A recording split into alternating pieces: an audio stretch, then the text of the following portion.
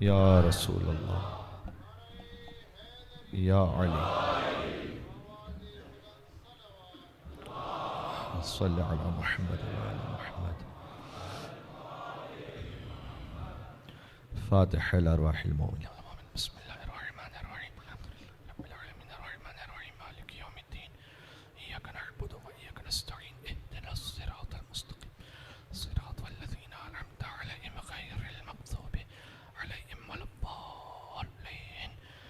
ان اللہ وملائکتہ یصلون علی النبی یا ایھا الذین آمنوا صلوا علیہ وسلموا تسلیما.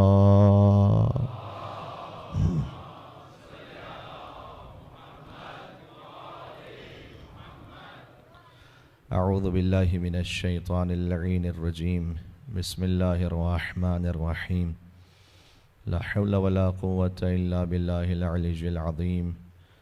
حسبنا اللہ ونعم الوکیل. نعم المولا ونعم النصیر. وبہ نستعین وهو خیر معین. والعاقبۃ للمتقین والجنۃ للموحدین والنار للعاصین. وصلی اللہ علی رسولہ الکریم حبیب الہ العالمین العبد المرتضى والنبی المجتبى والرسول المصطفى سیدنا ونبینا وشفیع ذنوبنا وطبیب نفوسنا ومولانا ومولا الثقلین جد الحسن والحسین ابی القاسم محمد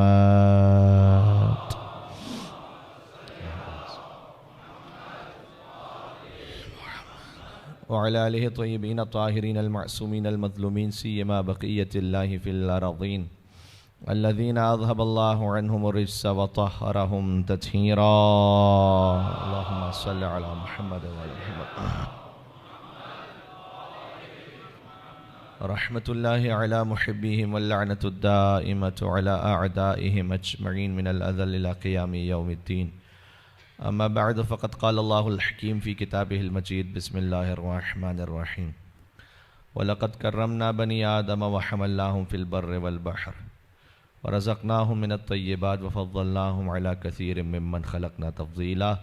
صلوات علی محمد وآل محمد.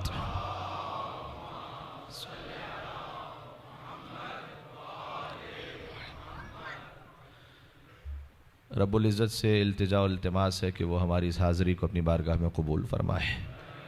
اے پاک پروردگار، دنیا میں زیارت امام حسین اور آخرت میں شفاعت ابا عبداللہ الحسین علیہ السلام نصیب فرما. ان گناہگار آنکھوں کو اپنے مولا اور آقا کے دیدار سے منور فرما. بہت سے مومنین نے مریضوں کے لیے التماس سے دعا کہا ہے. سب کے نام یہاں لیے نہیں جا سکتے، لیکن جو اس وقت کم سے کم منظور نظر ہیں، اور آپ حضرات بھی اپنے اپنے خانوادے میں جہاں کہیں جو مومن مریض ہے، بیمار کربلا مولا سیر سجاد کے صدقے میں، بیمار مدینہ فاطمہ صغریٰ سلام اللہ علیہ کے صدقے میں شفاء کاملہ اور عاجل عطا فرما.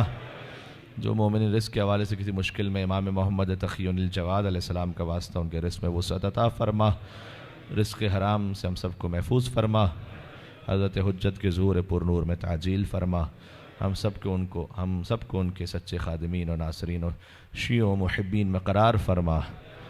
یہاں سے وہاں تک ان تمام دعاؤں کی اور مجلس کی قبولیت کے لیے ایک حیدری صلوات بھیج دیں. محمد و آل محمد. اللہم صلی علی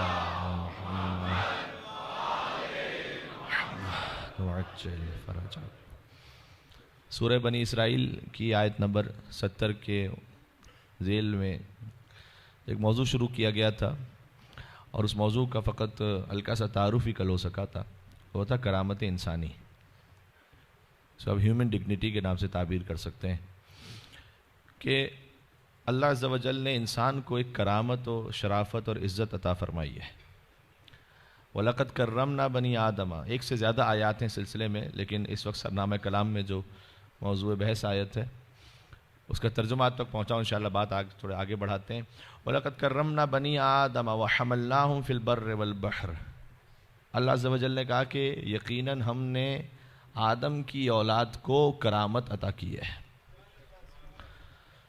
آدم کی اولاد کا مطلب ہے کہ اب یہاں پر کسی خاص مذہب، مسلک، فرقے کی بات نہیں کی. انسان بحیثیت انسان اللہ عز و جل کی نگاہ میں کریم ہے.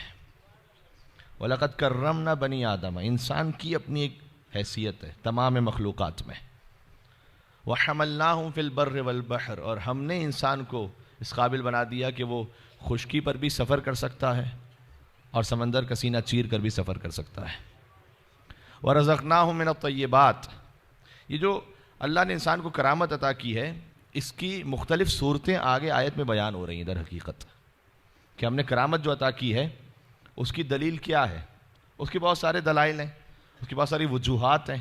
ان میں سے ایک وجہ یہ ہے کہ دیکھو ہم نے تمہیں یہ صلاحیت عطا کی کہ جیسے تم سفر اختیار کر سکتے ہو ویسے کوئی اور مخلوق اس انداز سے سفر نہیں کر سکتے۔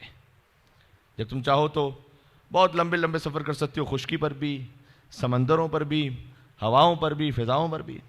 تو یہ انسان کی خاص خصوصیت ہے کہ اللہ نے اس کو یہ صلاحیت عطا کی ہے کہ وہ یہ کام کر سکے۔ وَرَزَقْنَاهُمْ مِنَ الطَّيِّبَاتِ، بہت اہم وجہ انسان کی کرامت کی کہ ہم نے تمہیں طیب چیزوں سے رزق عطا کیا ہے۔ تمہارے پاس یہ تفریق ہے کہ کیا حلال ہے کیا حرام ہے، کیا پاک ہے کیا نجس ہے۔ جانور کے پاس یہ تفریق نہیں ہے، نہ نجاست و طہارت کی، نہ حلال و حرام ہونے کی، ٹھیک ہے۔ لہذا انسان کے پاس جو یہ تفریق ہے، اب میرا موضوع اس وقت یہ نہیں ہے ورنہ اس پہ بہت بات ہو سکتی ہے، آپ ذرا غور فرمائیے گا۔ جو انسان اپنی اس تفریق کو ختم کر دے جو اللہ نے اسے عطا کی ہے، پھر اس کی کرامت کا کیا ہوگا؟ کرامت تو ملی ہی اس وجہ سے کی تھی کہ جب تم کھا رہے ہو تو یہ دیکھو کہ حلال کھا رہے ہو یا حرام کھا رہے ہو، اور کرامت کی ایک وجہ یہی تھی کہ جب دیکھو کہ تم طیب کھا رہے ہو یا خبیث کھا رہے ہو۔ یعنی انسان رہنا اپنے آپ کو حیوان نہ بنا دینا کہ جب وہ کھا رہا ہوتا ہے تو اسے احساس نہیں ہوتا کہ میں کیا لے رہا ہوں، اس کا انٹیک کیا ہے اس کو احساس نہیں ہے۔ لیکن وَرَزَقْنَاهُمْ مِنَ الطَّيِّبَاتِ، اللہ نے کہا کہ ہم نے تمہیں طیب رزق عطا کیا ہے۔ تمہاری کرامت کی ایک وجہ یہ ہے، جب ایک عام انسان، اللہم صلی علی محمد وعلی محمد،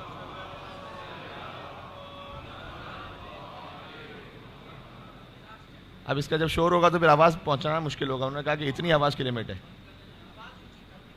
ضرورت ہے آپ کو؟ کہہ رہے ہیں لوگ بند کر دیں۔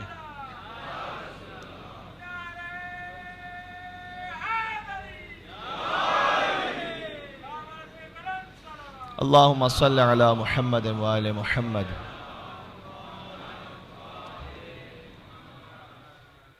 اچھا کوئی تکلیف تو نہیں ہے آپ عزاداروں کو اگر یہ نہ چل رہا ہو تو؟ کیونکہ آپ کا احترام اور آپ کا جو وہ زیادہ محترم ہے میرے لیے، ٹھیک ہے۔ چلیں ایک مل کے صلوات بھیجیں محمد وآل محمد پر۔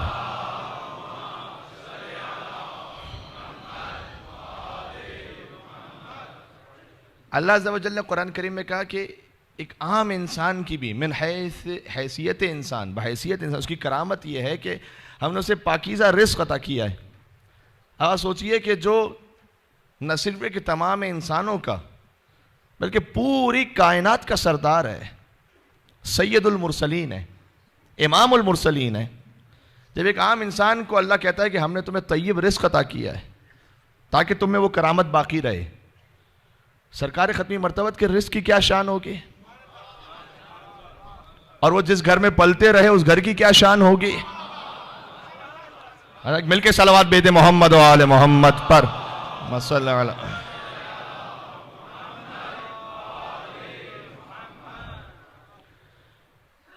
حضرت عبد المطلب علیہ السلام، حضرت ابو طالب علیہ السلام، ان کے دسترخوان کی کیا شان ہوگی کہ جس پہ کائنات کے رسول کئی برس تک رزق نوش فرماتے رہے۔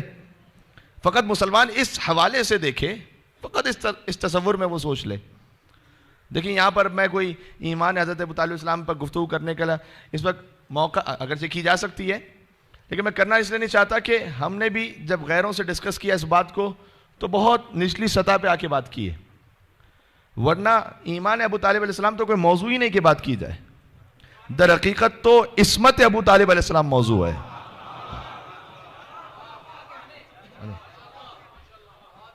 کہ وہ اپنے زمانے کی بہترین مخلوق تھے۔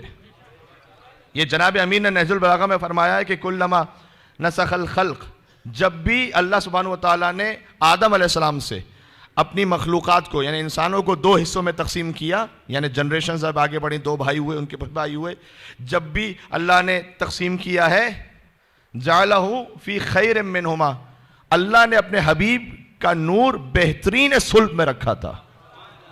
فقط ابو طالب علیہ السلام نہیں، آدم سے لے کر حضرت عبداللہ تک حضور کا جو نور مطہر ہے وہ بہترین اسلاف میں رہا ہے. یعنی ہم یہ کہنا چاہ رہے ہیں کہ اس وقت حضرت عبداللہ علیہ السلام سے بڑھ کر پوری روئے زمین پر کوئی بہتر انسان ہی موجود نہیں تھا. میں حضرت ابو طالب علیہ السلام کی بات تو چلیں کہہ رہے بہت لوگوں برا لگ جائے، میں تو حضرت عبداللہ کی بات کر رہا ہوں، حضور کے باپ کی بات کر رہا ہوں. میں حضرت عبداللہ علیہ السلام سے بڑھ کر کوئی بہترین اس وقت مخلوق موجود ہی نہیں ہے روئے زمین پر. وَإِلَّا عدل کا تقاضا یہ ہے اور لطف کا تقاضا یہ ہے کہ پھر حضور کا سلسلہ نسب وہاں سے آگے بڑھے. تو بہترین مخلوق کا انتخاب کیا اللہ سبحانہ وتعالیٰ نے تاکہ حضور کا نور مطہر آ سکے. تو دسترخوان بھی بہترین تھا، چاہے حضرت عبد المطلب کا دسترخوان ہو. رزقناہم من الطیبات، اللہ کہتا ہے عام انسانوں کو ہم نے طیب رزق عطا کیا ہے، حضور کو طیب رزق نعوذ باللہ من ذالک عطا نہیں ہوا ہوگا؟ کیسے کوئی تصور کر سکتا ہے؟ جملہ کہنا چاہتا ہوں، اور یہی ترتیب اللہ نے آخر تک رکھی. کیا؟ عمران نے تھا احمد مختار کو پالا، ایسا ہی ہے. اب حل جزاء الاحسان الا الاحسان، حضرت ابو طالب علیہ السلام کا بہرحال احسان ہے، تو اب احسان کا بدلہ عطا کیسے ہوا ہے؟ ذرا غور کیجئے گا، ایک جملے میں انشاءاللہ بات پہنچے گی. عمران نے تھا احمد مختار کو پالا، سرکار نے پھر حیدر کرار کو پالا. اللہ اکبر، اللہم صلی علی محمد وآل محمد.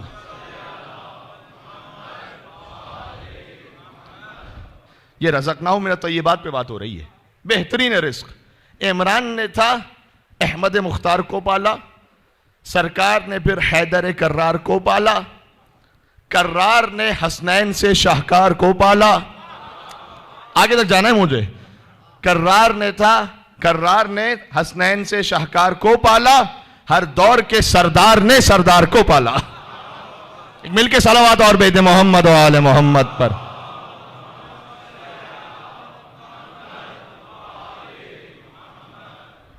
تو یہ ترتیب چلتی رہی ہے. تو ہر دور کے سردار نے سردار کو پالا، یعنی حضرت ابو طالب علیہ السلام نے سرکار ختمی مرتبہ کو پالا، سرکار ختمی مرتبہ نے امیر المومنین کو پالا، امیر المومنین نے حسنین کریمین کو پالا. یہ ترتیب آگے چلتی رہی. امام حسین علیہ السلام نے امام زین العابدین علیہ السلام کو پالا، امام زین العابدین علیہ السلام نے امام باقر علیہ السلام کو پالا، امام باقر علیہ السلام نے، یہ ترتیب اس لیے سنا رہا ہوں کہ آخر میں ایک مقصد ہے جسے آپ تک پہنچانا ہے. امام باقر علیہ السلام کو پالا، امام باقر علیہ السلام نے امام صادق علیہ السلام کو پالا، امام صادق علیہ السلام نے امام کاظم علیہ السلام کو پالا، امام کاظم علیہ السلام نے امام رضا علیہ السلام کو پالا، امام رضا علیہ السلام نے امام تقی علیہ السلام کو پالا، امام تقی علیہ السلام نے امام نقی علیہ السلام کو پالا، امام نقی علیہ السلام نے امام حسن عسکری علیہ السلام کو پالا. پھر ایک منزل یہ آئی کہ امام حسن عسکری علیہ السلام حضرت حجت 4 برس کے تھے فقط، شہید ہو گئے، اور حضرت حجت ہیں پردہ غیبت میں. سوال یہ کہ حضرت حجت کو کون پال رہا ہے؟ بات سمجھ میں آ گئی؟ یہ ترتیب اگر اسی طرح سے ہے کہ جو بہترین طیب رزق تھا وہ اللہ کی حجتوں تک پہنچا، تو یہ حضرت حجت کو اب کون پال رہا ہے؟ سبحان اللہ. عمران نے تھا احمد مختار کو پالا، سرکار نے پھر حیدر کرار کو پالا، کرار نے حسنین سے شاہکار کو پالا، ہر دور کے سردار نے سردار کو پالا. ایک پردہ توحید میں خود ڈھال رہا ہے. اے میرے ساتھ، ایک پردہ توحید میں خود ڈھال رہا ہے اور مہدی کو حجابوں میں خدا پال رہا ہے. میل کے یار اللہ اکبر یا رسول اللہ.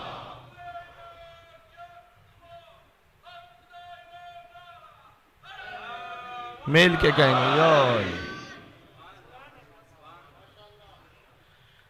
تو جب یہ طیب رزق رہے گا تب تک وہ کرامت ہے. کربلا معلیٰ میں ابا عبداللہ الحسین علیہ السلام کا وہ جملہ بار بار دہرائے جانے کے قابل ہے کہ جب فوج یزید کو مخاطب کر کے کہتے ہیں کہ تم میرے قتل سے باز اس لیے نہیں آؤ گے کہ لقد ملئت بطونکم من الحرام، کہ تمہارے شکم مال حرام سے بھرے ہوئے ہیں. اللہ اکبر. یعنی جس کا شکم مال حرام سے بھرا ہے وہ اپنی کرامت سے اتنا گر جاتا ہے، وہ اپنی عزت اس ڈگنیٹی سے اتنا گر جاتا ہے کہ ایک عام انسان چھوڑ دیجئے نواس رسول ابا عبداللہ الحسین علیہ السلام کا بھی قتل کر دے، اس کے دل پہ اثر نہیں ہوتا. جبکہ ابا عبداللہ علیہ السلام خود بے ارشاد فرما رہے ہیں. اور یہ فقط تذکراً عرض کر رہا ہوں، آپ ماشاءاللہ، میں نے کل بھی عرض کیا تھا کہ بزرگ دعائیں دینے کے لیے تشریف لاتے ہیں.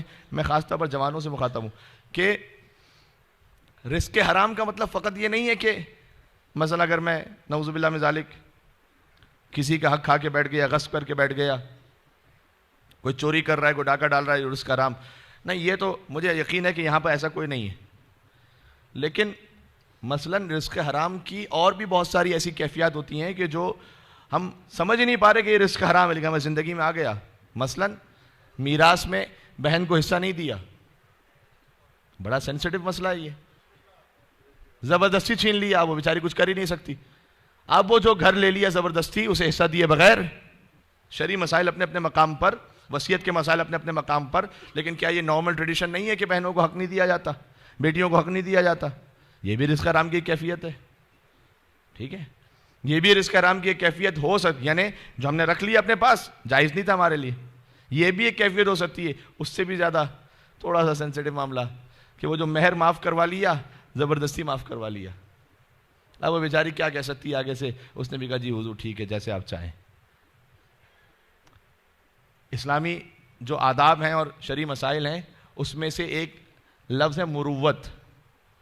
مروت کا مطلب ہے کہ ایک انسان چونکہ کسی بھی وجہ سے، کسی مجبوری کے تحت کچھ بول نہیں پا رہا آپ سے، اس کی مروت سے فائدہ اٹھا کے کوئی کام کر لینا شرعاً جائز نہیں ہے. مثال، چھوٹی سی مثال دیتا ہوں. ابھی مجلس کے بعد آپ ہاتھ ملانے کے لیے تشریف لائے، میں نے دیکھا کہ آپ کے یہاں جیب میں بڑا ہی زبردست قسم کا پین رکھا ہوا ہے، بڑا قیمتی سا. میں کہا ذرا یہ پین تو دیجیے گا، بہت اچھا لگ رہا ہے مجھے. اب میں جانتا ہوں کہ جناب وہ کہہ رہے ہیں مولانا صاحب نے پین مانگ لیا، اب کیا منع کریں مولانا صاحب کو، چلو اب دے ہی دیتے ہیں. تو اگر کوئی دل سے راضی نہ ہو اور میں اس امامے کا فائدہ اٹھا کے اس سے نکلوا لوں کہ مجھے پتا سامنے سے بولے گا تو نہیں، یہ ہے مروت. تو یہ بات میں کلیم یہ نہیں کر سکتا کہ جناب علی جی گھڑی کی مثال بھی ہو سکتی ہے. میرے پیش نظر پہلے گھڑی ہی کی مثال تھی، لیکن میں نے اس لیے نہ دی کہ بعد میں ہاتھ ملانا ہی چھوڑنا تھے لوگ کہیں کہ مولانا تو یہاں پر سیریس ہو گئے، اسلام آباد 2 دن ہوئے آئے ہوئے، پتہ نہیں. ایک صلوات بھیجیے گا آخر تک محمد والا، اللہم صلی علی محمد والا.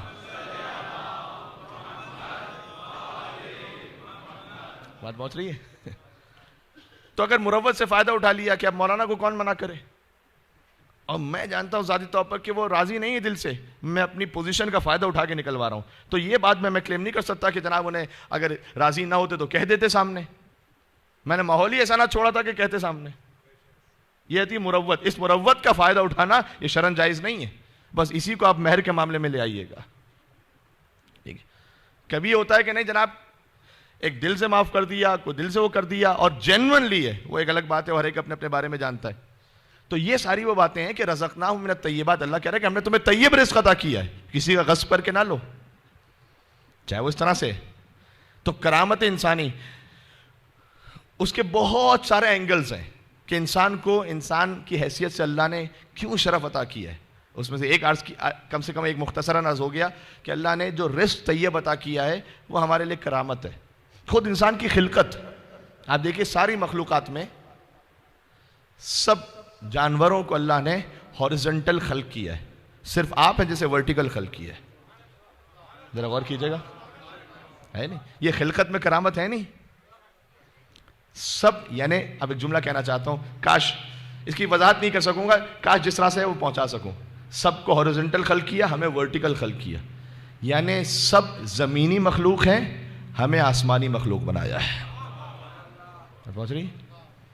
ہمارے مد نظر بلندیاں ہونی چاہیے. لہذا جناب امیر نے فرمایا کہ خلقتم للبقاء لا للفنا، اللہ نے تمہیں باقی رکھنے کے لیے خلق کیا ہے، فنا کرنے کے لیے خلق نہیں کیا ہے. حیدر کرار پر ایک مل کے صلوات بھیجتے محمد و آل محمد پر.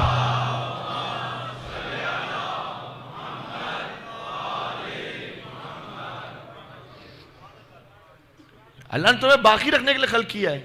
کیوں اپنے آپ کو دنیا کی پستیوں میں لے جا کر اپنے آپ کو، اپنے نفس کو، اپنی روح کو ختم کرتے ہو؟ اسے باقی رہنا ہے. اس کرامت کو باقی رکھو گے، یہ نفس باقی رہے گا، یہ روح باقی رہے گی، یعنی اس کی خوبصورتی، اس کی کرامت باقی رہے گی. اور اللہ نے خلقت انسانی یہ ڈاکٹر صاحب مجھے سامنے نظر آ رہے ہیں ماشاءاللہ، ان کے ساتھ آج سے 20 سال پہلے میں نے حج کیا تھا. تو میں کچھ میڈیکل سائنس کے حوالے سے آیات پڑھتا ہوں. انسانی خلقت کے لیے بھی اللہ نے قرآن کریم میں آیات نازل کی ہیں کہ دیکھو تم یہ دیکھو کہ ہم نے تمہارے جسم کو جو خلق کیا ہے وہ بھی کتنی خوبصورتی اور ترتیب سے خلق کیا ہے. 1400 سال پہلے کوئی یہ کہہ سکے؟ بسم اللہ الرحمن الرحیم، سورہ مومنون کی آیات ہیں یہ. وَلَقَدْ خَلَقْنَا الْإِنسَانَ مِنْ سُلَالَةٍ مِنْ طِينٍ ثُمَّ جَعَلْنَاهُ نُطْفَةً فِي قَرَارٍ مَكِينٍ ثُمَّ خَلَقْنَا النُّطْفَةَ عَلَقَةً فَخَلَقْنَا الْعَلَقَةَ مُضْغَةً فَخَلَقْنَا الْمُضْغَةَ عِظَامًا فَكَسَوْنَا الْعِظَامَ لَحْمًا ثُمَّ أَنشَأْنَاهُ خَلْقًا آخَرَ فَتَبَارَكَ اللَّهُ أَحْسَنُ الْخَالِقِينَ. سبحان اللہ سبحان اللہ. جی اللہ کہتا ہے وَلَقَدْ خَلَقْنَا الْإِنسَانَ مِنْ سُلَالَةٍ مِنْ طِينٍ، ہم نے تمہیں ایک جمی ہوئی مٹی سے خلق کیا. ثُمَّ جَعَلْنَاهُ نُطْفَةً فِي قَرَارٍ مَكِينٍ، اس کے بعد تمہارے نطفے کو محفوظ مقام پہ رکھ دیا. ثُمَّ خَلَقْنَا النُّطْفَةَ عَلَقَةً، اس کے بعد اس نطفے سے جمع و خون بنایا. فَخَلَقْنَا الْعَلَقَةَ مُضْغَةً، اس جمع ہوئے خون سے گوشت کا لوتھڑا بنایا. فَخَلَقْنَا الْمُضْغَةَ عِظَامًا، اس گوشت کے لوتھڑے سے ہڈیاں بنائیں. فَكَسَوْنَا الْعِظَامَ لَحْمًا، ان ہڈیوں کے اوپر پھر گوشت کی تہہ کو چڑھا دیا. ثُمَّ أَنشَأْنَاهُ خَلْقًا آخَرَ، 4 مہینے بعد ہم نے تم میں روح کو پھونک دیا. یہ 4 مہینے کا ترجمہ میں نے ثم سے کیا، اپنی جانب سے اضافہ نہیں کیا. یہاں پر جو عمل فوراً ایک کے بعد ایک ہو رہا تھا میڈیکلی، اس میں فا کا لفظ ہے. صحیح ہے. وَلَقَدْ خَلَقْنَا الْإِنسَانَ مِنْ سُلَالَةٍ مِنْ ثُمَّ جَعَلْنَاهُ نُطْفَةً فِي قَرَارٍ مَكِينٍ ثُمَّ خَلَقْنَا النُّطْفَةَ عَلَقَةً فَخَلَقْنَا الْعَلَقَةَ مُضْغَةً فَخَلَقْنَا الْمُضْغَةَ عِظَامًا. گوشت، ہڈیاں، یہ جو کچھ پروسیس ہے یہ ایک کے بعد ایک فوراً ہے. اس کے لیے حرف فا کا استعمال ہے قرآن میں. اتنا پریسائز ہے قرآن. حرف فا کا استعمال ہے. فا بلا فصل. آپ سے بہتر کون سمجھے گا؟ من کنت مولا. مولا علی کے نام پر ایک آواز بلند نعرہ بھی لگا دیجئے تو پھر مزہ آئے گا.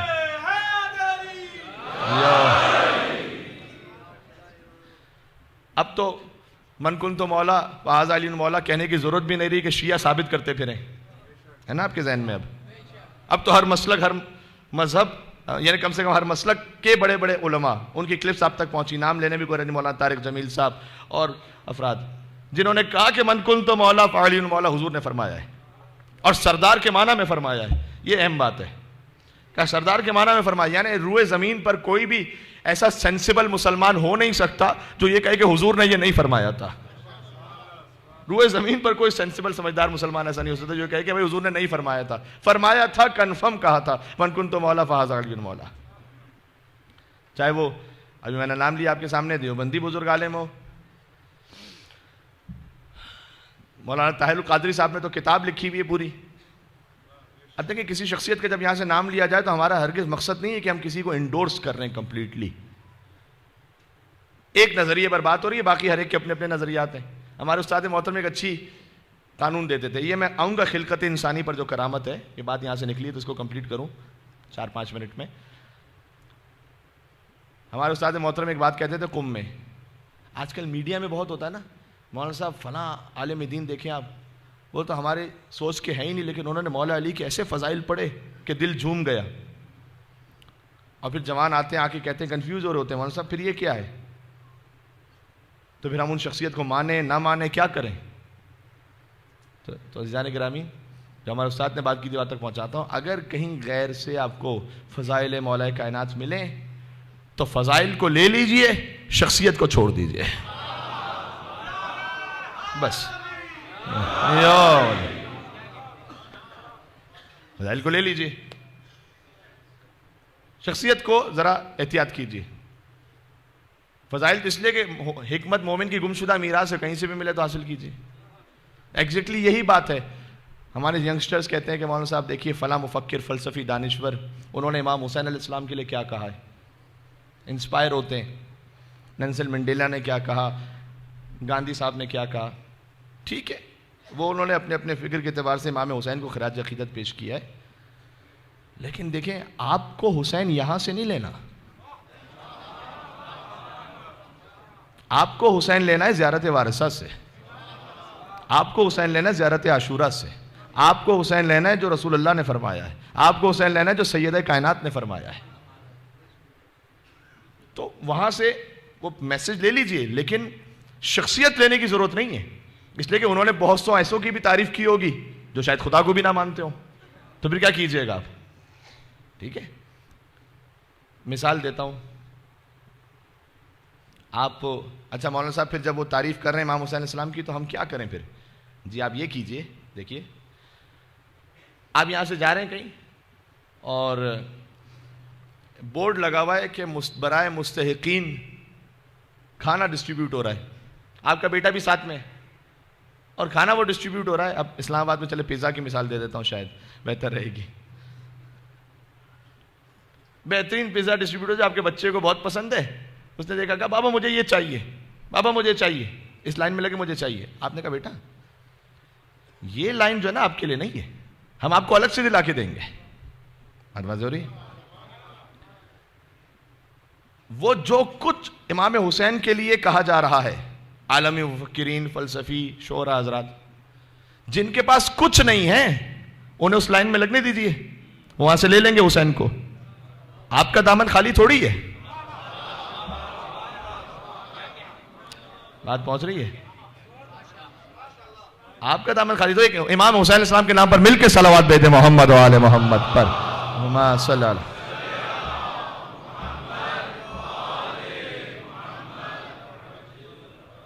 آپ کو امام حسین علیہ السلام کو لینا آیات قرآنی سے، آپ کو امام حسین علیہ السلام کو لینا احادیث نبوی سے، تب حقیقت میں شان حسین سمجھ میں آئے گی.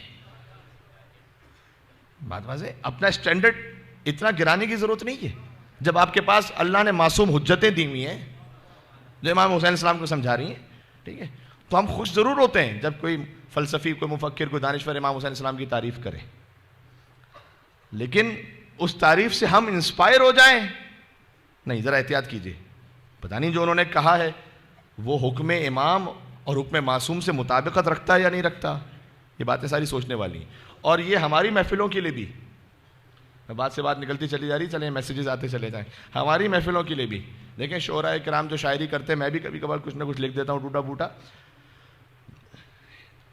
جوانوں سے کہہ رہا ہوں، یہ جو عقیدے کی اتنی کنفیوژنز ہیں، شاعری سے عقیدت لیجئے، عقیدہ نہ لیجئے.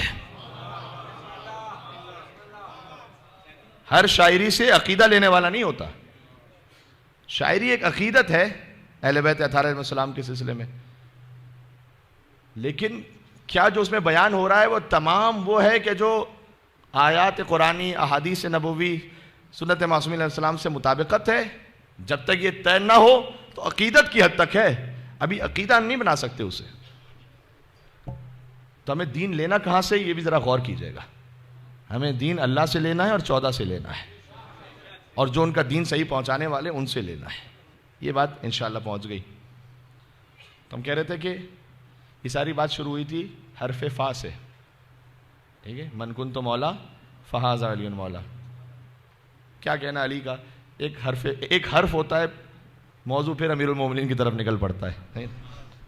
تو جیسے حرف فا میں کہا اللہ کے رسول نے من کنت مولا فہذا علی مولا، یعنی بلا فصل. اس طرح سے قرآن میں حرف فا کے ساتھ جو میڈیکل پروسیس تھا گینیکالوجی کا، وہ جس طرح سے بیان ہوا کہ ہم نے نطفہ رکھا، نطفے سے اس کے بعد فوراً ایک منزل آتی ہے کہ خون بن گیا، فوراً ایک منزل آئی کہ گوشت کا لوتھڑا بن گیا، اس سے ہڈیاں بنی، فَكَسَوْنَا الْعِظَامَ اللَّحْمَ. ترجمہ پھر سنیے گا. ہم نے جمے ہوئے خون سے خلق کیا، اس جمے ہوئے خون کو گوشت کا لوتھڑا بنایا، گوشت کے لوتھڑے سے ہڈی بنائی، فَكَسَوْنَا الْعِظَامَ اللَّحْمَ، ہڈیوں کے اوپر گوشت کو چڑھا دیا. ثُمَّ، اب یہاں پر فا نہیں، یہاں ثُمَّ ہے. ایک وقت گزرا تب جا کر ہم نے اس کو روح عطا کی. قرآن ہے، خدا کی قسم عجیب ہے یہ. ثُمَّ أَنشَأْنَاهُ خَلْقًا، فوراً نہیں، کچھ مہینوں کا پروسیس گزرا، پھر ہم نے ثُمَّ أَنشَأْنَاهُ خَلْقًا آخر، ہم نے اسے ایک نئی خلقت عطا کی. روح جب انسان میں آتی ہے تو اس کا ایک نئی خلقت مل جاتی ہے اسے، ٹھیک، کیونکہ جتنا بھی گوشت کا لوتھڑا ہے، کچھ بھی، مولا کائنات نے کہا تھا نا کہ عجیب اعجب لہذا الانسان، انسان کتنا عجیب ہے. یتکلم بلحم ویسمع بعظم، گوشت سے بول رہا ہے، ہڈی سے سن رہا ہے، چربی سے دیکھ رہا ہے. یہ انسان ہے. اب یہ انسان ہے تو اس کی کرامت کہاں سے؟ اس کی کرامت اس روح سے، اس روح کی بلندی سے. ورنہ جسم تو یہ گوشت سے بول رہا ہے. مولانا کائنات نے کہا اے جب لحاظ انسان، کتنا عجیب ہے یہ انسان. گوشت سے بولتا ہے، گوشت کا لوتھڑا ہے زبان. یسمع بعظم، ہڈی سے سنتا ہے. وینظر بشحم، چربی سے دیکھتا ہے. پھر آگے فرمایا اور پھر اللہ کے سامنے اکڑتا ہے. اچھا دنیا کا سارا گوشت ایک جگہ رکھ لیں، ساری زبانیں ایک جگہ جمع کر لیں، ان کو کہ بول کے بتائے، بول سکتی ہے؟ جب تک روح نہ ہو. دنیا کی ساری چربیاں ایک جگہ جمع کریں کہ دیکھ کے بتاؤ، دیکھ سکتی ہے؟ نہیں، جب تک کہ روح نہ ہو. ساری ہڈیاں کان کی ایک جگہ جمع کر دیں گا سن کے بتاؤ تو سن سکتی ہے؟ نہیں سن سکتی. تو ثم انشأناه خلقا آخر، ہم نے انسان کو ایک بالکل نئی خلقت پھر عطا کی، کیونکہ جب روح آئی تب جا کر یہ سارے ایکٹیو ہونا شروع ہوئے، تب جا کر ہم سے کام لے سکتے ہیں. اتنا کہہ دیا اللہ نے، پھر کہا فتبارک اللہ احسن الخالقین. سبحان اللہ، کہ کتنا بہترین ہے تیرا خلق کرنے والا پروردگار. سبحان اللہ.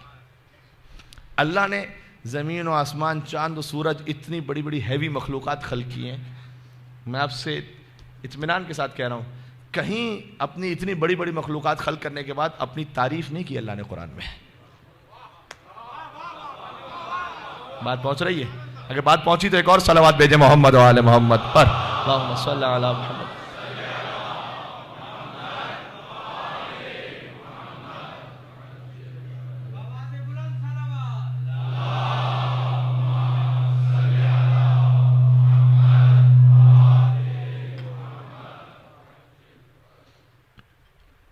کہیں اللہ نے یہ نہیں کہا کہ دیکھو یہ ہم نے اتنا بڑا سمندر خلق کیا ہے، فتبارک اللہ احسن الخالقین. یہ چاند و سورج، فتبارک اللہ احسن الخالقین. ابھی ایک بچہ پیدا ہوا ہے، چھوٹا سا بچہ، شکم مادر سے متولد ہوا. اتنا چھوٹا ہے کہ نہ خود کھا سکتا ہے، نہ خود پی سکتا ہے، نہ اپنا دفاع کر سکتا ہے، کچھ نہیں کر سکتا. اللہ اسے دیکھ کر کہتا ہے فتبارک اللہ احسن الخالقین. یہ کیا ہے؟ یہ کرامت کیا ہے؟ یہ جو انسان کو عطا ہو رہی ہے کہ کتنا بہترین ہے تیرا خلق کرنے والا پروردگار. کیوں؟ جب تک کلام خدا کے ساتھ علی کے کلام کو نہ جوڑے نا، نہ سمجھ میں آتا ہے نہ لطف آتا ہے. جب تک اللہ کے کلام کو سمجھنے کے لیے علی کا کلام نہ جوڑے. اور ایسا صرف اس جگہ پہ نہیں ہے، ہر جگہ ایسا ہی ہے، ہر جگہ ایسا ہی ہے. دعائے صباح کو پڑھیں، مولا کائنات کی دعائے صباح.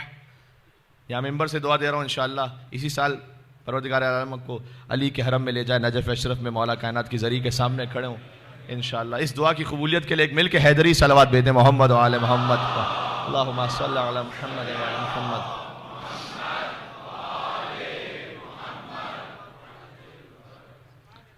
جب نجف اشرف تشریف لے جائیے گا تو صبح کو مولا کائنات کے حرم میں یہ دعائے صباح پڑھی جاتی ہے ایوری مارننگ. اس کا نام ہی دعائے صباح، صبح کی دعا. مفاتیح الجنان دیکھیے گا یا گوگل پہ سرچ کیجئے گا، آپ کو بہت اطمینان سے مل جائے گی دعائے صباح. اس میں مولا کیسے کہتے ہیں؟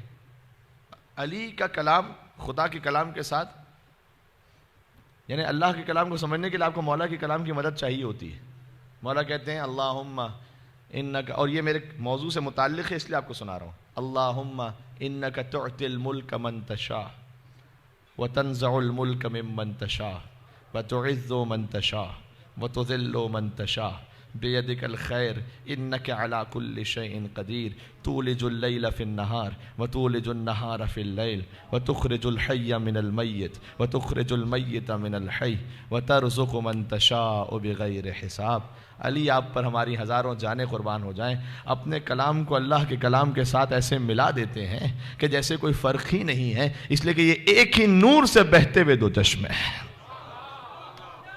عجیب ہے علی کا کلام.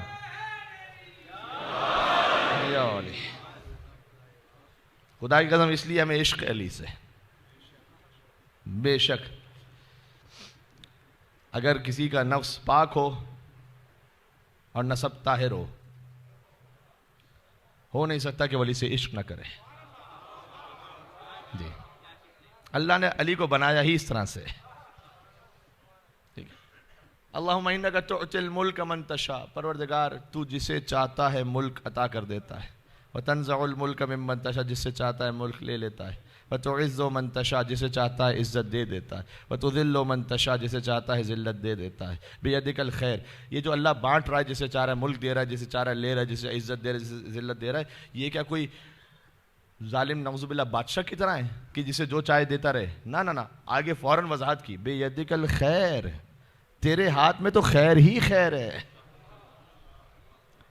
تیرے ہاتھ میں خیر ہی خیر ہے، یعنی جو اللہ کی جانب سے ہو رہا ہے وہ خیر پر مبنی ہے، وہ حکمت پر ہے۔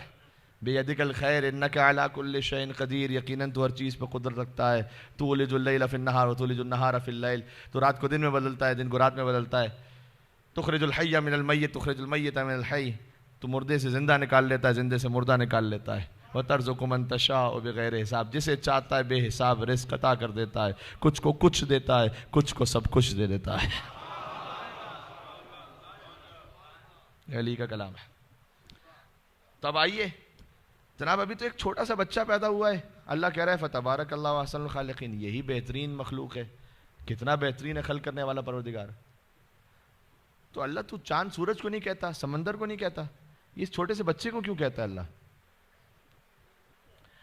مولا کائنات نے کہا ازعمت انک جرم صغیر وفیک انت والعالم الاکبر، اے انسان کیا تو نے یہ سمجھ رکھا ہے کہ تو ایک چھوٹا سا جسم ہے؟ رفیق انت والعالم الاکبر، اللہ نے تیرے اندر پوری کائنات کو چھپا کے رکھا ہوا ہے۔ یہ ہے پوٹینشل انسان کا، اللہ نے اتنا پوٹینشل رکھا ہے انسان میں کہ وہ انسان کو خلق کر کے کہتا ہے کتنا بہترین ہے تیرا خلق کرنے والا پروردگار ہے۔ پوٹینشل ہے انسان میں، چاہے تو اتنا بلند ہو جائے، ان کرامتوں کو حاصل کر لے کہ جنت بھی لٹرلی آئی ایم سیئنگ اتنا بلند ہو جائے کہ جنت بھی اس کی نگاہ میں حقیر ہو جائے، اتنا بلند ہو سکتا ہے۔ ظہر قین شب عاشور، تھوڑا سا دور ہو منزل مصائب سے، ظہر قین وہ مزاح کر رہے تھے دیگر اصحاب کے ساتھ۔ ظہر قین was a very serious person. اب ایک انسان جو ویسے ہی سیریس ہو، اسے پتا ہے کل موت آنے والی ہے، تو کون مزاق کرے گا اب؟ لیکن وہ مزاق کر رہے تھے باقی اصحاب کے ساتھ مل کر، تو کسی نے ان سے کہا کہ میں یہ سمجھتا تھا کہ آپ تو بڑے ہی سنجیدہ آدمی ہیں، اب کل آپ ظاہر ہے کہ مرنا ہے اور آپ مزاق کر رہے ہیں۔ تو انہوں نے بڑا تڑپ کر کہا کہ بس میں کیا کروں، مجھ سے صبر نہیں ہو رہا، میں جنت کے مناظر کو اپنی نگاہوں سے دیکھ رہا ہوں، اس وقت جھوم رہا ہوں اس لیے۔ اللہ کو اس یقین پر ہے، سبحان اللہ، اس یقین پر ہے جی۔ جو مولا کائنات نے فرمایا وہ تو پھر انہی کی شان تھی کہ اے پروردگار، وہ علی کی کرامت تھی، وہ عزت علی تھی کہ اے پروردگار، علی نے تیری عبادت نہ جہنم کے خوف سے کی ہے، ما عبدتک طمعا لجنتک ولا خوفا من نارک بل وجدتک اہلا للعبادہ فسجدتک۔ علی نے تیری عبادت نہ جہنم کی خوف سے کی ہے، نہ جنت کی لالچ میں کی ہے، بل وجدتک اہلا للعبادہ، تجھے عبادت کا اہل پایا ہے، فسجدتک، لہذا تیرے سامنے سر کو جھکایا ہے۔ آج کی گفتگو کا خلاصہ کیا ہوا؟ شروع سے چلتے ہیں۔ پہلی بات یہ عرض کی گئی کہ اللہ نے جو انسان کو من حیثیت انسان کرامت عطا کی ہے، اس میں بہت سارے فیکٹرز ہیں، اس میں سے ایک ویری امپورٹنٹ رزق کا پاک ہونا۔ رزق کا پاک ہونا انسانی کرامت کے لیے بہت ضروری ہے۔ دوسرا اہم فیکٹر، خود انسان کی خلقت بھی اللہ نے ایسی بنائی ہے کہ گویا اس میں ایک ڈگنیٹی ہے، اس کو ہاریزونٹل نہیں ورٹیکل بنایا اللہ نے، اس کو اس ترتیب سے گزار کر اللہ نے آخر میں کہا کہ کتنا بہترین ہے تیرا خلق کرنے والا پروردگار، ٹھیک ہے؟ تو اس میں اللہ نے انسان میں پوٹینشل اتنا رکھا ہے کہ وہ پرواز کرنا چاہے تو پرواز کرتا چلا جائے، بلندیوں تک پرواز کرتا چلا جائے۔ کل کے جو گفتگو کے ایک حصے سے جوڑ دوں آج کی گفتگو، یہ جو پوٹینشل ہے انسان کا، یہ جو استعداد ہے، صلاحیت ہے، یہ پروان کیسے چڑھے گی؟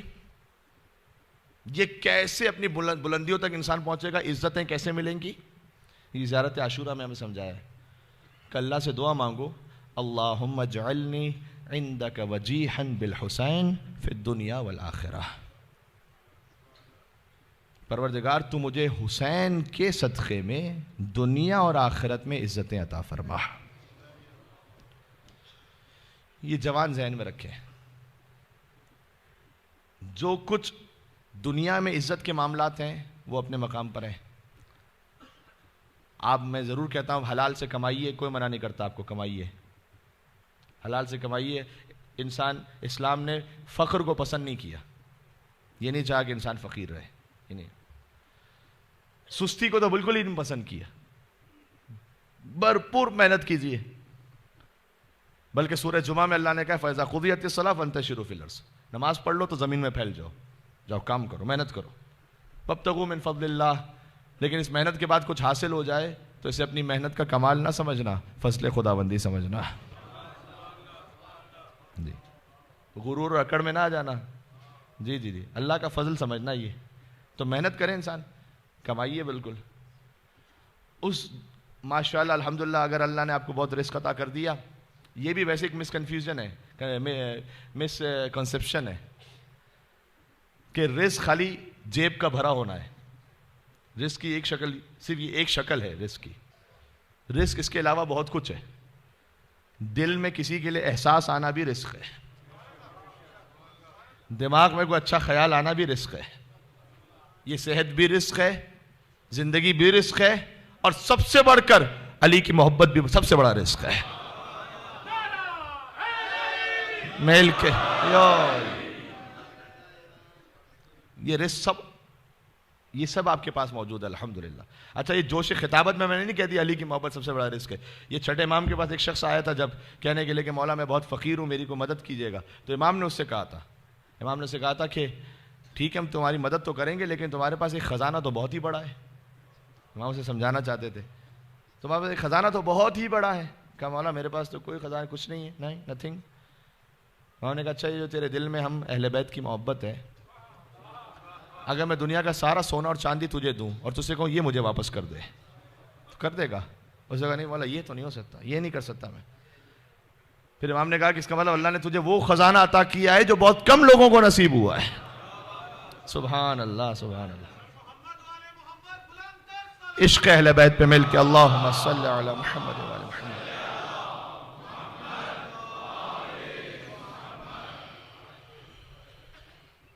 تو یہ سب بھی رزق کی قسمیں ہیں. لیکن چلیں اگر کوئی اس مادی رزق ہی کی بات کر لے, دولت ہے, پیسہ ہے, میں نہیں کہتا کہ آپ نہ کمائیے, بلکہ آگے بڑھنا چاہیے. ہر مومن کو آگے جتنا ہو سکے آگے بڑھنا چاہیے. اسے ہمیں سپورٹ بھی کرنا چاہیے, ایجوکیشنلی بھی, فائنینشلی بھی, سوشلی بھی, ہر طرح سے بالکل آگے سپورٹ کرنا چاہیے. لیکن فرض کیجئے کہ ایک شخص تھا کہ جسے اللہ نے بہت مال دنیا دے دیا, اور اس نے کوئی بہت ہی لیٹسٹ قسم کی کوئی وہیکل, کوئی کار لے لی. چلے ٹھیک ہے, اچھی بات ہے, حلال سے لی. تو سوال, کیا یہ عزت کا معیار ہے؟ مل گیا اللہ کی نعمت ہے, عزت کا معیار یہ نہیں ہے. یہ ذہن میں رکھیے گا. کسی کے پاس بہت اچھا لیٹسٹ قسم کا موبائل ہے, حلال سے آیا ہے, بہت اچھی بات ہے, ماشاءاللہ استعمال کیجیے. کسی کے پاس کوئی کم اسٹیٹس کا ہے, عزت کا یہ معیار نہیں ہے. عزت کا معیار برانڈڈ کپڑا نہیں ہے. عزت کا معیار کیا ہے؟ عزت کا معیار یہ ہے کہ کس کی زندگی کتنی امام حسین علیہ السلام کے ساتھ جڑی ہوئی ہے.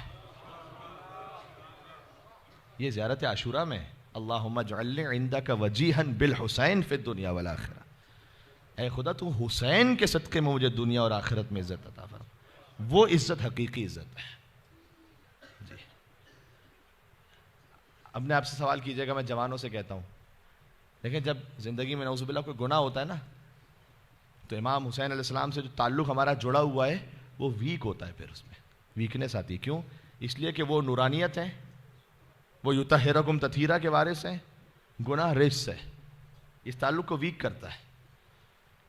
جتنا جو امام حسین علیہ السلام کے ساتھ متصل ہے, اللہ کی نگاہ میں اس کی اتنی عزت ہے. اور یہ عزت کی خاص بات یہ ہے کہ یہاں ختم ہونے والی نہیں ہے نا. یہ عزت ہمیشہ کی ہے, کیونکہ حسین کی عزت ہمیشہ کی ہے. حضرت میرزا دبیر اعلی اللہ مقاموں نے بڑا خوبصورت کہا ہے امام حسین علیہ السلام کی عزتوں کے لیے. تھوڑا سا مشکل ہے لیکن سنا دوں، آپ انشاءاللہ قبول فرمائیں گے. اتنے پڑھے لکھے شہر کے پڑھے لکھے شہری تشریف فرمائیں. کہتے ہیں نقاش نقش کاتب و خط بانی و بنا. ٹھیک ہے، اس شعر میں صنعت جم بھی ہے، صنعت تضاد بھی ہے، اور جم اشتقاق بھی ہے، مراد النظیر بھی ہے. تو کبھی انشاءاللہ اور پھر وقت ہوا تو وضاحت کریں گے. اب یہاں اردو کی کوئی میں اپنے آپ کو اس قابل نہیں سمجھتا، لیکن گزارش کر سکتا ہوں یہ چیزیں، اب اس وقت موقع نہیں ہے. لیکن وہ کہتے ہیں نقاش نقش کاتب و خط بانی و بنا، بود و نبود ذات و صفت ہستی و فنا. کہاں کہاں حسین کی عزت اختیار ہے.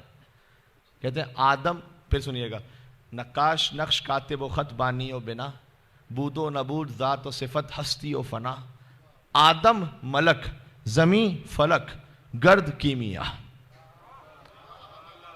ہے میرے ساتھ؟ ہر مصرے میں 6 باتوں کا استعمال ہے. کہاں کہاں تک؟ یہ بھی ایک اس کی خصوصیت ہے. آدم ملک زمیں فلک گرد کیمیا. پھر کہتے ہیں دنیا او دین حدوث و قدم بندہ او خدا، سب شاہد کمال شہ مشرقین ہے. آخری جملہ کہہ رہا ہوں آج کا، اگر بات پہنچ رہی ہے. سب شاہد کمال شہ مشرقین ہے، اور جب تک خدا کا ملک ہے مالک حسین ہے.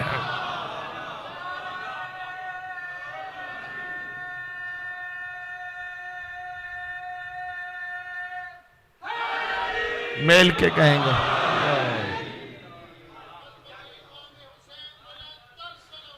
اللہم صلی.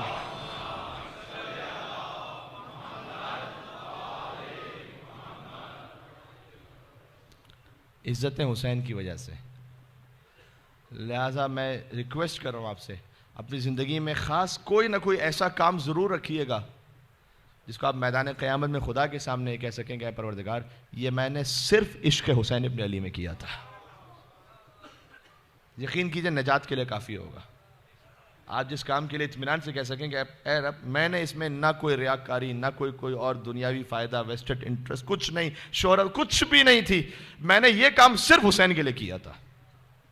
یہ ضرور رکھیے گا اپنی زندگی میں کوئی ایسا کام، چاہے وہ آگے کسی کی مدد کرنا ہے، چاہے کسی تک کوئی جس کو اللہ نے جو عطا کیا ہے علم پہنچانا ہے، کسی کو اللہ نے اسٹیٹس دیا اس کے ذریعے سے مدد کرنی ہے، صرف امام حسین کے لیے پروردگار میں نے کام کیا تھا.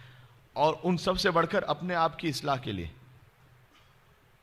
ہر انسان کی زندگی میں کہیں نہ کہیں کوئی گناہ ہوتے ہیں جو وہ یہ جان رہا ہوتا ہے کہ یہ میں غلط کر رہا ہوں، پھر بھی ریپیٹ کر رہا ہوتا ہے انسان کی زندگی میں. ٹھیک ہے، اللہ اتنا کریم ہے، اس نے کہا قرآن میں کہ ان الانسان علی نفسہ بصیرہ بل انسان علی نفسہ بصیر. ہر انسان اپنے آپ کو بہتر سمجھتا ہے. اس نے ہر ایک کے عیب دوسرے سے چھپا کے رکھے ہوئے. جبھی یہ سوسائٹی چل رہی ہے، ذہن میں رکھیے گا. اگر عیب نہ چھپے ہوں تو سوسائٹی نہ چل سکے، کولیپس ہو جائے گی سوسائٹی.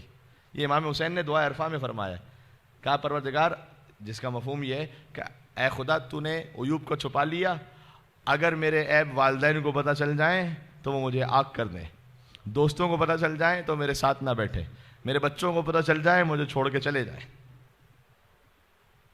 ہے نا ایسی ہر انسان کی زندگی میں ایسے گناہ ہیں کچھ. اللہ نے اتنا وہ کریم ہے، چھپا کے رکھا ہے اس نے.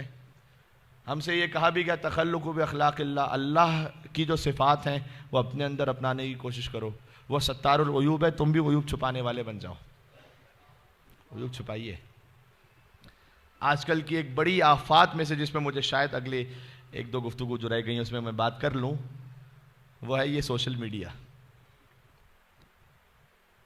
ایک کسی کی بات پتہ چلی، ہم نے واٹس ایپ گروپ میں فارورڈ کی، خدمت اسلام سمجھ کے فارورڈ کی. جن 150 بندوں کو واٹس ایپ گروپ میں نہیں پتا تھا ان کو بھی ماشاءاللہ پتہ چل گیا، اور جناب یہ سلسلہ فی سبیل اللہ آگے بڑھتا رہا. زندگی ہم نے اس میں لگائی ہوئی ہے. حدیث کا مفہوم ہے رب باطل یموت بذکری رب باطل یموت بترک ذکری. کچھ باطل ایسے ہیں جن کا ذکر کرو تو ختم ہوں گے، کچھ باطل ایسے ہیں جن کا ذکر نہ کرو تو ختم ہوں گے. کیا اگنور کریں کچھ؟ ہر آئے دن آپ کو ایک میسج ملے گا واٹس ایپ پر، یوٹیوب پر حضور کی شان میں گستاخی کر کے یہ فلم اپلوڈ کر دی گئی ہے، اس پہ آپ سب احتجاج کریں. ہر دوسرے تیسرے دن بعد کہیں نہ کہیں واٹس ایپ گروپ میں میسج آ رہا ہوگا, ارے جناب جو 150 بندے گروپ میں ان کو تو پتہ بھی نہیں تھا کہ یہ فلم اپلوڈ ہوئی ہوئی ہے, آپ کی مہربانی سے پتہ چلا ہے, کیا ضرورت ہے. تو سوشل میڈیا نے بہت ہائپر کر دیا انسان کو, صبر نہیں ہے کسی میں, کوئی بات پتہ چلی ہے صبر نہیں ہے کسی میں کہ وہ روک کے رکھے, نہیں, کہیں نہ کہیں اس کو بولنا ہے. اور وہ بھی جوانوں سے میں کہہ رہا ہوں, یہ بھی ایک بڑی آفات میں سے اسی سوشل میڈیا کی. آخر میں کہتے ہیں final word should be mine. کسی سے بحث ہو گئی ہے, آخری جملہ میرا ہونا چاہیے اس کو چپ کرانے کے لیے, وہ چپ ہو جائے میں نہ چپ ہوں گا, ٹھیک ہے. خیر اس پہ اگر ہو سکا تو ہم بات کرنے کی کوشش کریں گے. جو میں اس کر رہا ہوں, خدا ستار العیوب ہے نا, دوسروں کے وہ عیوب کے جس کی وجہ سے کوئی دین کا معاملہ یا کوئی اور معاملہ نہیں ہے, ہمارے آپس کے مسائل ہیں, اس کو چھپا کے رکھیں, عیوب چھپا کے رکھیں. حدیث میں کہ جو دنیا میں ایک عیب چھپائے گا, اللہ قیامت میں 70 عیب چھپائے گا. کیا نہیں چاہتے ہمارے عیوب چھپے, ٹھیک ہے. تو عیب تو سب میں ہے. امام حسین کے لیے کیا کیا جا سکتا ہے؟ وعلیکم السلام. امام حسین علیہ السلام کے لیے ایک کام کیجئے, یہ میں اپنے آپ سے بھی کہہ رہا ہوں کہ مجھے بھی انشاءاللہ مجھے بھی اللہ توفیق دے گا اور سب کو. ہم نے کہا کوئی ایسا کام کیجئے کہ قیامت میں جب اللہ کے پاس پہنچیں تو کہہ سکیں کہ اے رب العزت یہ صرف حسین کے عشق میں کیا تھا. اس میں سے ایک بہت اہم کام ہو سکتا ہے, وہ گناہ جس کے بارے میں مجھے پتا ہے کہ غلط کام کر رہا ہوں, بار بار پھر بھی ریپیٹ کر رہا ہوں, آج اس فرش عذاب پر امام حسین علیہ السلام سے وعدہ کریں کہ مولا یہ گناہ چھوڑنا ویسے میرے لیے بڑا مشکل ہو رہا تھا, لیکن اے رب العزت میں صرف عشق حسین میں اسے چھوڑ رہا ہوں بس. آپ یقین فرمائیے زندگی میں انقلاب نہ آ جائے تو بات ہی کیا ہے. امام حسین علیہ السلام کی ہستی, کوئی ایک قدم ان کی طرف بڑھے وہ 10 قدم آگے بڑھ کے قبول فرماتے ہیں. حور کی مثال سامنے, دیگر مثالیں سامنے. اس لیے فرش ادا پر کوئی ایک چیز آپ خود جانتے ہیں اپنی زندگی میں, اسے بہتر بنائیے گا. انشاءاللہ میں بھی کوشش کروں گا. سب مل کر امام حسین علیہ السلام کی طرف آگے بڑھیں گے, ایک دوسرے سے ہمیں طاقت ملے گی, قوت ملے گی. بس بات یہ ہو گئی, زیادہ خستہ نہیں کرنا چاہتا آپ کو. خطیب کے لیے ایک مشکل پتہ ہے کیا ہوتی ہے؟ جب وہ ایسی باتیں شروع کرتا ہے تو کوئی نعرہ حیدری کہنے والا نہیں ہوتا ہے نا, تو اس میں کہیں نہ کہیں پھر اسے کچھ لانا پڑتا ہے ایسا کہ آپ جاگتے رہیں اور نعرہ حیدری کہتے رہیں. تو اگر آپ کہہ دیں گے اس میں تو پھر مجھے کچھ لانا نہیں پڑے گا. اسی میں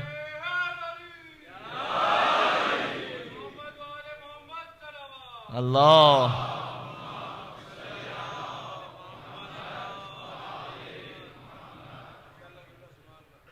دیکھیں ایک بات اور بھی ہے, یا تو نعرے کی چھٹی لے لیجیے, یا یہ کہ پھر ایسا لگائیے کہ جو نجف رسا نعرہ ہو.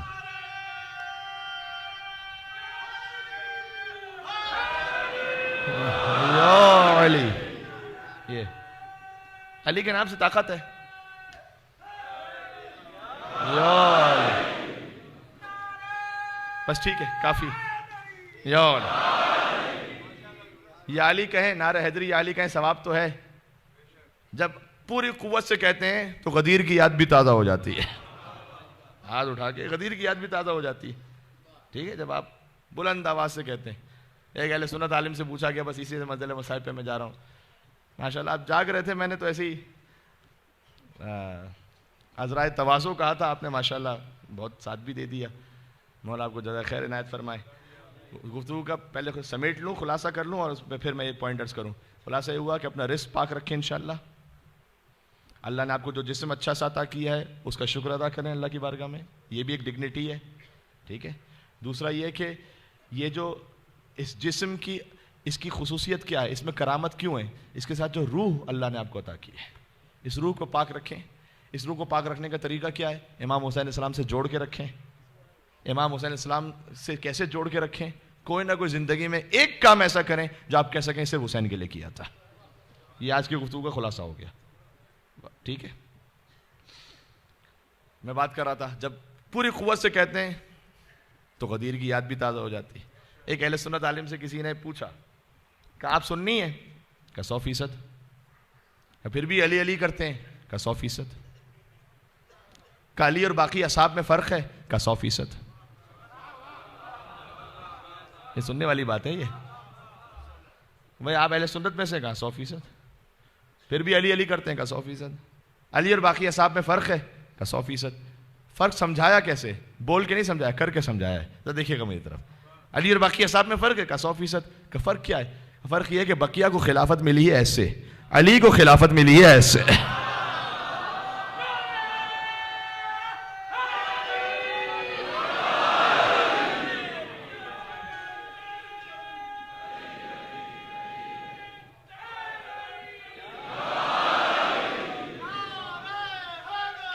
یا علی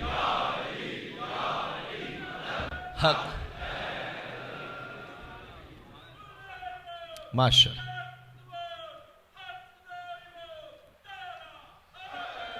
ملک، یا ماشاء اللہ، بس اللہم صلی علی محمد وعلی محمد۔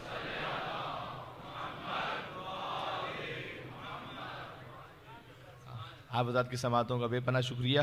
جو میں موضوع کو خلاصہ کر رہا تھا آج کی حد تک، اس میں یہ بات تو آ گئی کہ اپنے رزق کا خیال رکھیں، اور اس میں بڑا امپورٹنٹ پوائنٹ جو عرض کیا گیا خاص طور پر میراث اور مہر کے حوالے سے خیال رکھیں انشاءاللہ سے، اس وجہ سے ایسا نہ ہو کہ کہیں کسی ہماری محترم ماں یا بہن ان کا حق ضائع کیا جائے۔ کربلا میں جو جہاد ہے، مولانا اظہر حسین زیدی صاحب کی تعبیر کے مطابق مدینہ سے ہجرت ہی پر امام حسین علیہ السلام نے وہ تقسیم کر دیا تھا سلسلہ۔ جو مرد تھے وہ حسین کے حوالے، جو عورتیں تھیں وہ زینب کے حوالے۔ میری مائیں بہنیں سن رہی ہیں، کربلا میں ایکول پورشن ہے اور برابر کا حصہ ہے اس جہاد حسینی میں، ان مستورات کا۔ اللہ جانے شہید کے لیے اپنا سر کٹا لینا یہ زیادہ سخت تھا، یا ایک مستور کے لیے اس کے سر سے ردا چھین لی جائے یہ زیادہ سخت تھا۔ خاندان بنی ہاشم کی میں بات کر رہا ہوں، بنی ہاشم کی غیرت کی بات کر رہا ہوں۔ اور مجھے تو یہ جملہ سمجھ میں یوں آ گیا کہ جب سجاد سے پوچھا گیا کہ مولا سارے مصائب میں سے سب سے سخت مصائب کیا تھے، کربلا کا تو نہیں کہا تھا نا، کہا الشام الشام الشام۔ اب جو مصائب ہیں وہ ایک الگ کیفیت کے ہیں۔ حضرت علامہ نقن صاحب کے مطابق فرماتے ہیں کہ جو کربلا تک جہاد تھا وہ خاندانی روایات کے مطابق تھا۔ ذرا سنیے گا، کہتے ہیں اگر علی کے بیٹے ایسے نہ لڑتے تو کون جہاد کرتا ایسے؟ جعفر طیار، عقیل، یہ سب شجاع خاندان ہے، اگر ان کے بچے ایسے نہ لڑتے تو کون لڑتا؟ لیکن شام غریبہ سے جو جہاد شروع ہوا وہ خاندانی روایات سے برعکس تھا۔ کیوں؟ اس لیے کہ جس کی ماں کا جنازہ رات کی تاریکی میں اٹھا ہو، وہ روز روشن بے مخنا وہ چادر کوفہ اور شام کے بازاروں میں ہو، یہ غیرت ہاشمی، عزت ہاشمی، کیا جہاد کیا ہوگا بی بی نے۔ اور جب مدینہ سے چل رہے تھے، ایک سواری آج مجھے ذکر کرنا ہے کہ بی بی کربلا سے کیسے چلی تھی، مدینہ سے کیسے چلی تھی، یہ تو سب جانتے ہیں، ٹھیک ہے۔ حضرت عبداللہ غفاری کان لا یسمع صوت الرعد، ان کے لیے کہا جاتا ہے اتنے صحابی تھے، مدینہ میں رہتے تھے، اتنے اونچا سنتے تھے کہ بجلی کڑکنے کی آواز نہیں آتی تھی، لیکن 28 رجب کو اپنی زوجہ سے کہہ رہے تھے کن بیبیوں کے رونے کی آواز آ رہی ہے۔ حسین ابن علی، حسین، خدا کے لیے یہ بات ذہن میں رکھیے گا، ہم فقط عاشور کے مصائب، عاشور کے بعد کے مصائب، لیکن حسین کے لیے مدینہ چھوڑنا یہ اتنی بڑی مصیبت ہے، غم کی اتنی بڑی کیفیت ہے۔ آپ اپنی مثال آپ کو دیتا ہوں، آپ قریب ہو سکیں گے ہم اور آپ مل کر۔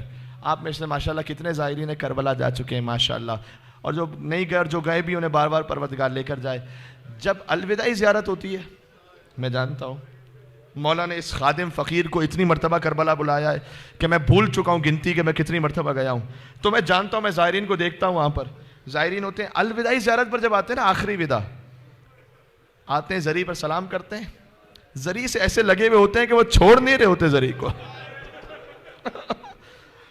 بس ان کے دل میں تڑپ ہوتی ہے کہ بس ابھی کسی بھی لمحے مجھے جانا پڑے گا، وہ کانپ رہے ہوتے ہیں زری کے پاس، اور آنکھوں سے آنسو بہ رہے ہوتے ہیں، چیخ رہے ہوتے ہیں یا حسین یا حسین، یہ فریاد ہو رہی ہوتی ہے۔ اس کے بعد جب وہ چلنا شروع کرتے ہیں، وہ دیکھتے ہیں بار بار مڑ کے زری امام حسین کو، پھر واپس دیکھتے ہیں، ایک جھلک نظر آ جائے، باہر سین میں نکلتے ہیں، گنبد کو دیکھتے ہیں، بین الحرمین آتے ہیں، پھر آخری سلام کرتے ہیں، پھر اپنے ہوٹل آ جاتے ہیں، چلنے لگتے ہیں، پھر آخری سلام کرتے ہیں. ایسے ہی ہے نا. اور جب حسین کا گنبد نظروں سے اوجھل ہو جاتا ہے، ایسا لگتا ہے جیسے جسم سے روح نکل گئی ہو. میں کہتا ہوں ایک عام مومن کے لیے حسین کی قبر کو چھوڑنا اتنا مشکل ہے، ذرا سوچو حسین کے لیے فاطمہ کی قبر کو چھوڑنا کتنا مشکل. حسین ابن علی، خدا کی قسم بہت سخت منزل تھی وہ. تو وہ جو سواریاں تھی جو مدینہ سے چلی تھی وہ بھی سخت مصائب کی منزل تھی، لیکن اس میں ایک شان یہ تھی کہ جب بی بی زینب سوار ہو رہی تھی حضرت میر انیس پر ہزاروں سلام ہو، فرماتے ہیں پہنچی جوہی ناقے کے کریں دختر حیدر، خود ہاتھ پکڑنے کو بڑھے سبت پیمبر. یا حسین کہہ کے گریہ کیجئے گا. یہ 28 رجب کی سواری، اس کے بعد 11 محرم کی سواری، دونوں لکھی میر انیس نے اور کمال کر دیا. کہتے ہیں پہنچی جوہی ناقے کے کریں دختر حیدر، خود ہاتھ پکڑنے کو بڑھے سبت پیمبر، اور فضا تو سنبھالے ہوئے تھی گوشہ چادر، تھے پردہ محمل کو اٹھائے علی اکبر. جب حسین خود آ گئے، اکبر خود آ گئے، تو بی بی کے بچے کہاں تھے؟ کہتے ہیں فرزن کمر بستہ چپو راس کھڑے تھے، فرزن کمر بستہ چپو راس کھڑے تھے، اور نالین اٹھا لینے کو عباس کھڑے تھے.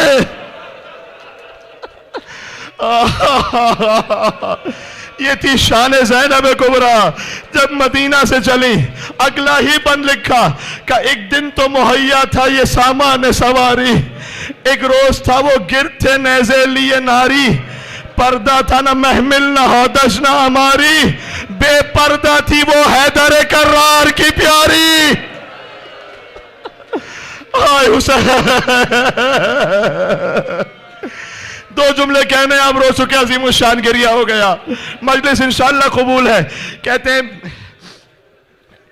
پردہ تھا نہ محمل تھا نہ ہودج نہ ہماری، بے پردہ تھی وہ حیدر کرار کی پیاری.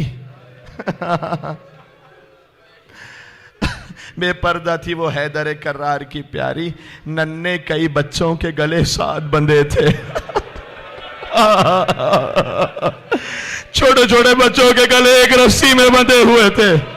حسین کی سکینہ کا گلا، سجاد کے محمد باقر کا گلا، ننھے کئی بچوں کے گلے ساتھ بندھے تھے بال کھلے چہروں پہ اور ہاتھ بندھے تھے. یہ بیوی کربلا سے چلی ہیں، آپ رو چکے، اور ایک کی آنکھوں میں آنسو آ گئے، اور جو آنسو نہ لا سکے وہ خدائے حسین کا واسطہ رونے جیسی شکل ضرور بنا لینا، اس لیے کہ یہ وہ عبادت ہے کہ جو نہ رو سکے فتبا کی رونے جیسی شکل بنائے، اللہ اسے بھی قبول کر لیتا. آخری جملہ کہہ رہا ہوں، بیوی کے ہاتھ بندھے ہوئے تھے، کربلا سے چلی. لہٰذا مولا عباس علیہ السلام ایک ذاکر کے خواب میں تشریف لائے اور کہا اے ذاکر تو میرے مصائب پڑھتا ہے، سب سے بڑی مصیبت کیوں نہیں پڑھتا؟ کہ مولا آپ کے مصائب میں سب سے بڑی مصیبت کیا ہے؟ کہ جب بھی کوئی شہید گرتا تھا تو ہاتھوں کو بڑھا کے زمین کا سہارا لیتا تھا، جب میں زمین پر آیا تو میرے ہاتھ کٹ گئے تھے. اب میں سارے مجمع سے مولا سے ملتمس ہو کے کہہ رہا مولا یہ سچ ہے، ہم سب آپ پر قربان، ہماری نسلیں آپ پر قربان، ہمارے ماں باپ آپ پر قربان. یہ سچ ہے جیسے آپ زمین پر آئے ویسے کوئی شہید زمین پر نہیں آیا، لیکن 11 محرم کو اسی میدان کربلا میں زینب اونٹ سے ویسے گری. یا حسین یا حسین زینب اونٹ سے ویسے گری جیسے عباس گھوڑے سے گرے. کوئی بچہ پوچھ لے قبلہ عباس کے تو ہاتھ کٹ گئے تھے، زینب کے بازو سلامت تھے. میں اپنا جواب نہیں دوں گا، زیارت الہیہ کا جملہ پڑھوں گا. میرے امام کہتے ہیں سلام ان بیویوں پر جن کے ہاتھ گردن سے بندھے ہوئے تھے. زینب نے چلتے اونٹ سے اپنے آپ کو زمین کربلا پر حسین کے لاشے پر گرا دیا. کہاں میرا حسین، آئے میرا حسین.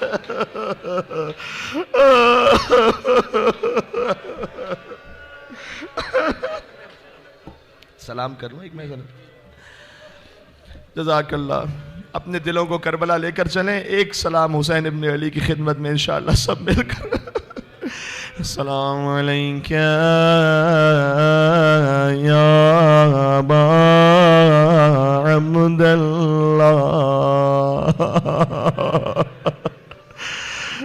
جب زینب حسین کے لاشے پر پہنچی تھی اور پھر چہلم پر حسین کی قبر پر پہنچی تھی, علماء کہتے ہیں گھٹنیوں کے بل چل کے بی بی اپنے بھائی کے لاشے پر پہنچی. یعنی حسین جیسے اکبر کے لاشے پر پہنچے تھے ویسے ہی زینب حسین کے لاشے پر پہنچی تھی.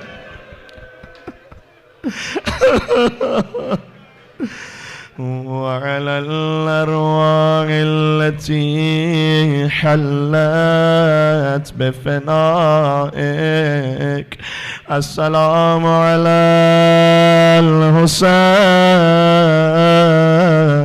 وعلى علي ابن حسين وعلى أولاد الحسين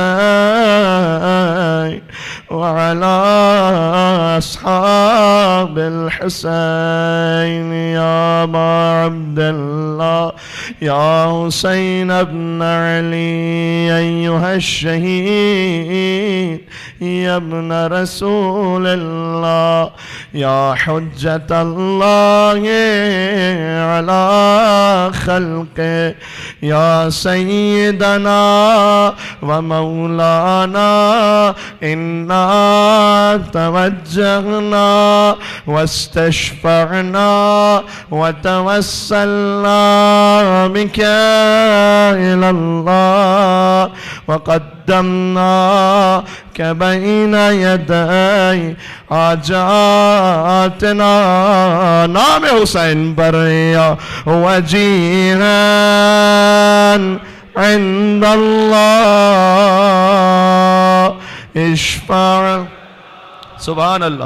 مولا کوئی غم عطا نہ فرمائے ساری حاجات کے لیے. یا وجیہا عند اللہ اشفع لنا. جزاک اللہ. آخری مل کر ظہور امام زمانہ کے لیے. یا وجیہا عند اللہ اشفع لنا عند اللہ. ماتم امام حسین علیہ السلام.